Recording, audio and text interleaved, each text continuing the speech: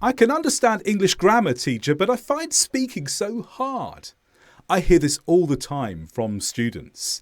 But there are some simple reasons why, and some simple ways in which you can fix this. The first is practice. Think back to when you learned English for the first time. It's normally something like this. You spend lots and lots of time reading and writing, and not so much time listening, but only a tiny amount of time speaking. Is it any surprise, therefore, that we are so much better at reading and writing than we are speaking? It's because we've not done enough practice in the past. So one simple solution is you need to practice more of this. You need to practice more of speaking. Let's think about it another way. Why do children speak better than they write? It's simply because the whole thing is reversed. Children do lots of listening, lots of speaking, and far less reading and writing. Therefore, native speakers are much better at speaking before they can even write. It makes sense. You get good at the things you do more of. So, when you are learning English, make sure you do lots of practice speaking at the same time. You can simply speak to your phone and listen. Create a conversation with yourself. Or there are lots of online groups which are simply for conversation. Or you can find a classroom, if you can, where conversation happens. You could even manipulate online apps like Duolingo. Don't just click the button and listen to what it says or read the screen. Say what you see. Say what you listen to. Every bit of practice will help you feel a little bit more comfortable with the skill of speaking. The second one is wrong ideas about what speaking is. Speaking in English is an activity that many people find highly challenging due to the need to use a variety of skills simultaneously. Now, this is great for writing, but I'd never speak like that. It's much more likely I'll say something like this.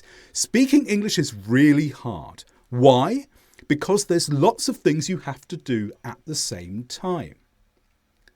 Do you see how written English is very different to spoken English? And one of the things sometimes people don't realise about spoken English is it's much simpler than written English. In this example here, there are shorter sentences. We have 3 sentences in the speaking rather than one long sentence in the writing. There's simpler grammar and there's fewer clause combinations.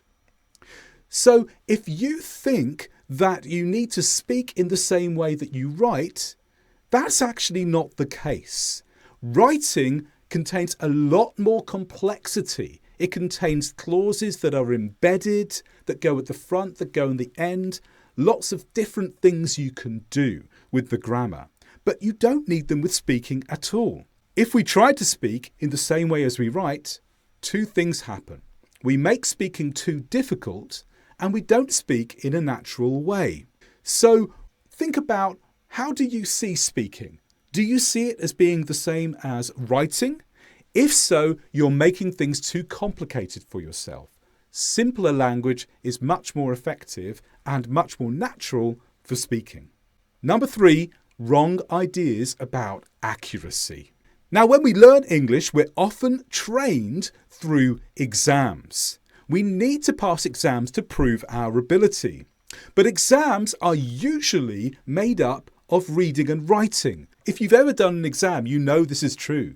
You may spend 3 hours reading and writing, 1 hour listening, but how long speaking?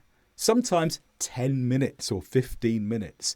It's a much smaller proportion because writing is more measurable. So we're trained to study English in that way. We're trained to do exams through reading and writing where accuracy is much higher in terms of its requirement. And accuracy is the way that we're marked. Accuracy in speech, although it's important, is not as important as when you're writing. Have a look at this dialogue here. How are you? Okay, you. Not bad. Coming out tonight? depends.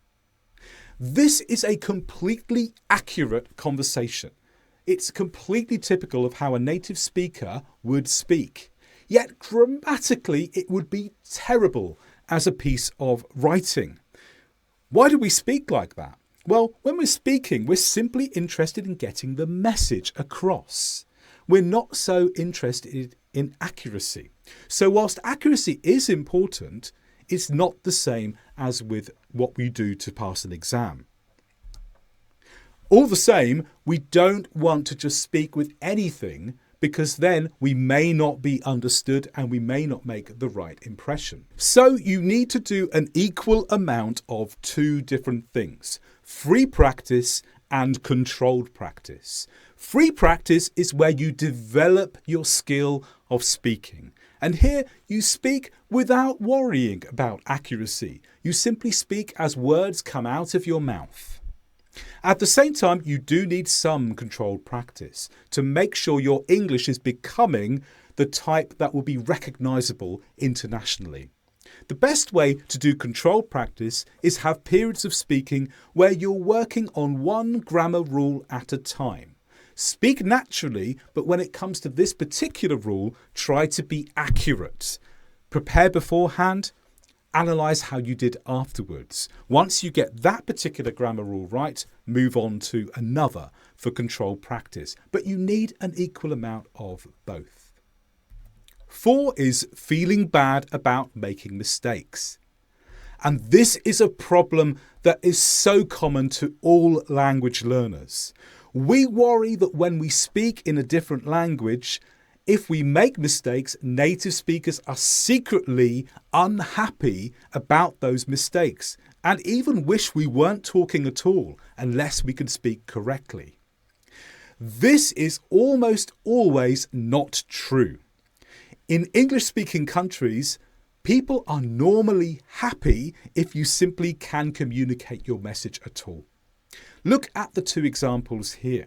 This person wants to buy an apple from a shop, so they come up with their best possible English. I'd be delighted if you could give me one of your best apples, please. This is an excellent phrase, and the result is you get a good apple. Now compare with this. I'd be moonstruck if you could give me one of your best apples, please. Moonstruck is not the correct word in this sentence at all. However, did the person listening understand? Yes, they did. And what was the result?